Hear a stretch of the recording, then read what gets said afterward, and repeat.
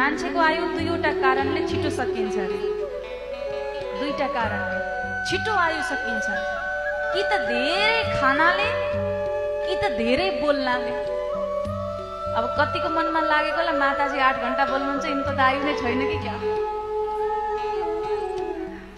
तर यो पनि लेखेको छ कि जसले सत्संग गर्छ, जसले हरि चर्चा गर्छ, जसले कथा सुनाउँछ, त्यसलाई मौनतामा गनिन्छ, त्यसलाई बोलेको मानिँदैन भनेपछि यो मौन साधना मानिन्छ यसलाई। किनकि जब जब हरि कथा, जब जब भगवानका लीलाका चर्चाहरू हुन्छन्, त्यो समयलाई मौनतामा जोडिन्छ। किनकि त्यसलाई सत्संगलाई, मौनी बाबाहरू याद गर्नुहोस्, अरू बेला बोल्दै बोल्नुहुन्न, भगवानको नाम लिने बेला खुब जोडले बोल्नुहुन्छ, खुब जोडले, किनकि त्यसलाई मौन साधना नै मानिन्छ। सत्संग, हरिचर्चा, जसलाई मौनतामा नै जोडिन्छ।